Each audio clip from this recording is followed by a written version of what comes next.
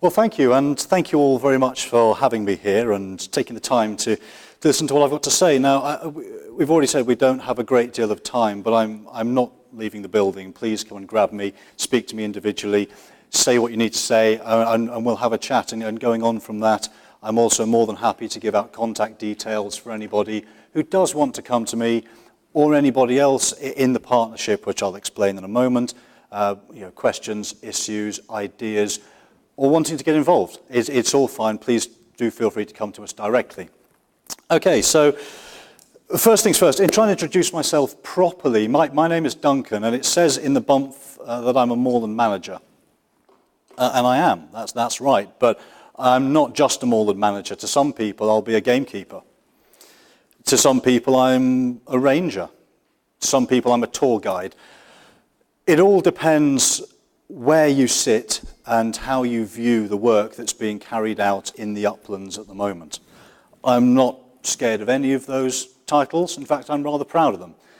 Some of them stir more emotion than others, and I'm aware of that, and that's fine. But I work near Abergavenny, about 5 miles north from Abergavenny, and I'm part of the Powys Moorland partnership, working for them. And the Powys Moorland partnership is an SMS. It's a management scheme where three large moors have come together to work together to try and regenerate the biodiversity, up the ecology in the Welsh Hills. There has been an awful lot done there, an awful lot that man has contributed towards that has lent to biodiversity dropping. Certain bird species in particular dropping off the face altogether. And it's the job of the partnership and people like me to see what we can do to turn that round. Now, we do receive funding from the government. Fantastic, wonderful. They pay for the boots on the ground. They pay my wages. And I can't thank them enough for what works out to be £3.36 an hour before tax.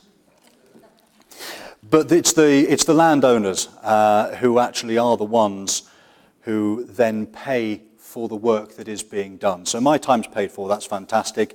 But when I say this is the piece of equipment that I need in order to carry out X, Y, and Z, it's my boss's turn to put his hand in his pocket and get his checkbook out and pay for that. And without those two elements working together with me and the rest of the ladies and gents in the middle, the scheme doesn't work. It falls apart. Okay? Going back to the bump again, it says I'm going to talk about restoring the uplands. Well, I'm afraid I could talk to you guys about that all day, and then tomorrow, and then we could run a couple of workshops, and then I could invite you up to see me. There's so much to go through. I can either break it down to, we do stuff like that, which is cutting fire breaks in the heather to make sure things don't get too out of control, or I could try and talk to you about the reasons why we're doing it, the background to it. And I'm sorry it's only going to be the layman's version, but this is what we're doing, boots on the ground. Now, heathermoor, grouse moorland, upland landscape, whatever one wants to call it, it conjures up certain images. And the question that I will always ask myself and ask of people is that first image wilderness? And it certainly does feel like a wilderness when I'm up there and alone and it's -6 and it's snowing and I can't see anyone else. I'm not 100% sure where I've left my vehicle. It feels like wilderness. Is it a playground for the rich? Is it somewhere where my boss can just go and shoot thousands of grouse? Is it a desert devoid of all life aside from the ever so precious red grouse that I've dried out and destroyed everything else? Well, we'll see. And I want to talk about what the condition the moors are really in, who uses them, how they're managed, and importantly, who and what benefits from that management.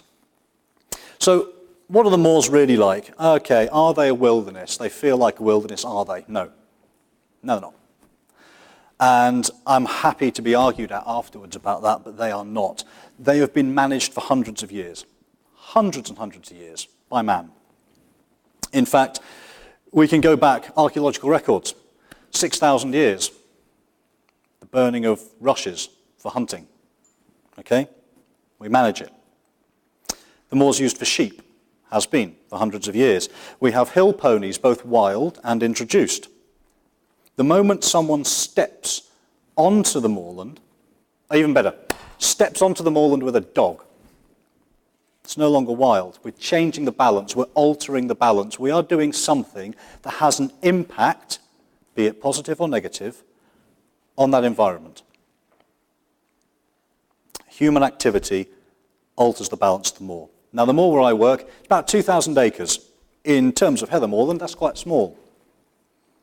It's a mixture of heather, grasses, bracken, wimberry, bilberry, whatever you want to call it. The list goes on. It's a mixture of flora, mixture of fauna. There are graziers who work the moor. 6 full-time graziers on my bit. As far as the partnership goes, that number triples. They rely on that piece of moorland for their income. It's what they do. They turn their sheep onto the hill in May, and they come back off the hill towards the end of the year as the weather starts to turn bad, and they're brought in for the winter. On a nice, hot, sunny bank holiday, I'll have 100+ people walking across the footpath over the hill. And it's fantastic. People taking picnics, up there with their dogs, riding bikes, some of them on scrambler bikes. But everyone's out enjoying the hill. And that's absolutely lovely to see. And that's something that we do want to encourage. But what condition is the moorland in? And again, I'm going to focus on the moor specifically where I work as an example. It's not true of everywhere, but it is a very good example because the balance has been lost. The management of the moor has been done on a part-time basis for many years. I take nothing away from the effort that's been put in, but the effort that's been put in has been as a result of the funding that they've been able to get. Not everyone will work for free, and not everyone will work cheap. You can get lots of volunteers, but if we're talking about Lantoni, managing 2,000 acres and trying to maintain a balance there is more than a part-time job. If we think about the moor slightly differently for a moment, all moorland, but we'll take one. It can be an imaginary one. Think of one. Pick it. It's not dissimilar to, and nor in my mind should it be thought of in a dissimilar way, to say a heritage property. To start with, it's hundreds of years old, hundreds and hundreds of years old. It's been changed and evolved and built and developed by people. It's looked after by teams. Talking about the house here. Builders, gardeners, plumbers, foresters, housekeepers, you name it. People looking after it. So we've got a massive, great big house, warehouse, whatever it wants to be in your mind, make it work. People working on it full time. And one day, you pull the plug. Your funding runs out. People want to go different ways, different directions. Whichever way you look at it, the builder's gone, the forester's gone, the housekeeper's gone, you're left with a house. There might be a family in it, chances are there aren't. Eventually, that house starts to crumble. And it's no longer habitable. In fact, it's dangerous. And yes, if you leave it long enough, erosion will do its thing, and it'll go back to its natural state. But even if mankind pulls out of that house, it's still not truly wild because we've left a legacy. We've altered the balance. And this is essentially what's happened to a lot of the moorland in Wales, the moor where I work particularly, because it's been managed for so many years, and then what over the timeline looks like overnight, it's all stopped. I say it's all stopped, the sheep are still there, they're still going strong, but the rest of the work to maintain the balance and maintain the ecology and maintain and build on the ecosystems and the biodiversity have been removed, and we're aiming to put them back. Now, if we look at the flora for just a moment, the UK is an incredible place. It's home to over 70% of all the heather moorland in the world. It's more rare than rainforest. If I was standing in this room now and say, this tiny little island has 70% of the world's rainforest left in it, people would be putting £20 notes in jars to help us save it. We're not asking for that, and I'm certainly not asking for that. What I'm saying is it is incredibly rare, and we have a responsibility to look after it, to work with it and for it, and maintain it and build on it for generations to come. We have bracken encroaching on the moor at an astonishing rate, 3% per year we're losing. Now, I've no problem with bracken. We need it. I like biodiversity. I'm not for getting rid of any one thing. But we've only got 70% of heather moorland left. Much of the heather that we do have is old, and it lacks in nutrition and is an enormous fire risk. There's one of the slides that will be coming up in a moment, actually shows me standing in the heather with it up to my waist. That's not all that clever when you stand a foot tall as a ground nesting bird and you eat the top 3 millimeters of the heather, if it's up here on me. We're aiming to create a patchwork, not just for grouse, but for what we can. A patchwork that does suit grouse, but also suits the lapwing, the curlew in particular, we're very interested in, the pipits, the skylarks, and everything else that uses that, as well as the reptiles and the mammals that we have on the hill. When we look at the fauna, the predator numbers far exceed the prey numbers that we have. And that's a problem. It can only lead to a massive crash. It's much like any predicted food shortage in humans. If there are simply too many predators and not enough prey, something has to give. We talk about percentages of heather. I've done that. Well, the red grouse, I know it's very emotive, guys. I know it is. But it's also only found here. It's only found in the UK, an island. Can't just bring it in from somewhere else, and we can't breed it successfully. We need to look after that too. But it's all about maintaining the balance of where that sits. Curlew numbers are in decline, lapwing numbers are in decline, loss of habitat, loss of nesting sites for pipits, larks, and so on, the numbers go on. And all the time, these numbers are dipping, the predator numbers do continue to rise, farming, human waste, etc. It means that there's plenty for them to be going at, even when their resources on the moor run out. Changing in farming practices and land uses are slowly starting to change this, but there's still an imbalance. And if we talk about it statistically, the sort of thing that I'm dealing with on Lantoni is this. We started the project 18 months ago. I had 2 breeding pairs of red grouse. I had 1 breeding pair of curlew, 400 pairs of crows, and over 150 foxes. Statistically speaking, what are the chances of those curlew surviving? They have. I've still got a lot of crows, I've still got a lot of foxes. We're looking for a balance, for an equilibrium, for coexistence. And how are the moors managed? Well, there are several elements to this. There's much more to being a gamekeeper, ranger, moorland manager, whatever else you want to call me for this afternoon or when you're at home. There's a lot more to it than vermin control. In fact, I don't even like the words vermin control, and pardon me for that, but I don't consider any element of the landscape, whether that's a fox or whether that's bracken encroachment, as a pest or as vermin. It's part of the ecosystem. I want a balance. It's that simple. Habitat management plays the bigger part for me. Think again of the heritage property. You need every element of it to be kept up in order for the whole to be kept in a good state of repair. The moor is no different. So we're looking at heather management, bracken cutting, rolling, re-wetting. Like re-wetting, grousekeepers do like re-wetting, believe it or not. It's even point where they have the saying, the wetter the better. We love it. It's fantastic.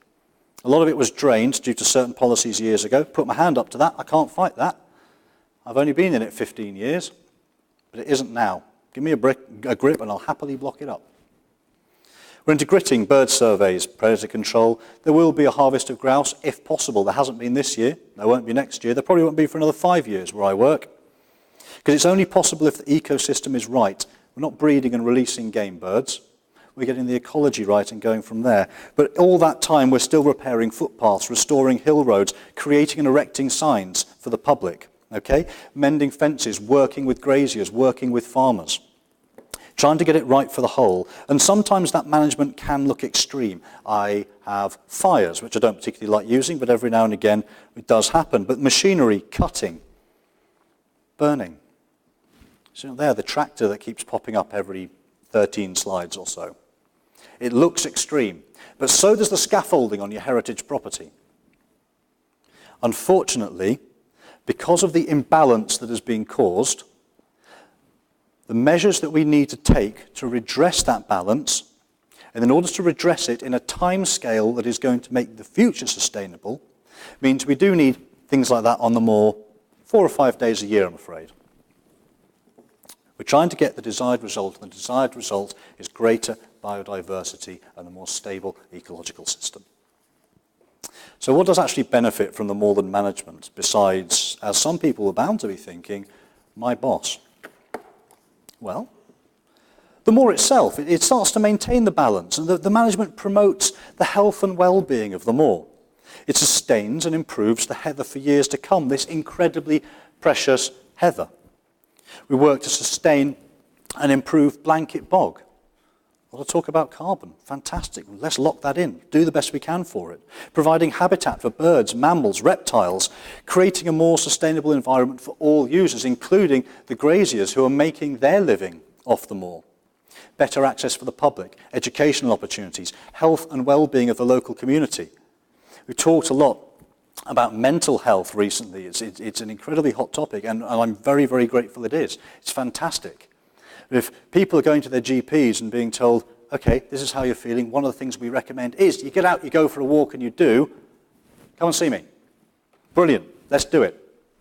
But we need to create the infrastructure to allow that to happen and retain the biodiversity and the ecology on the moor.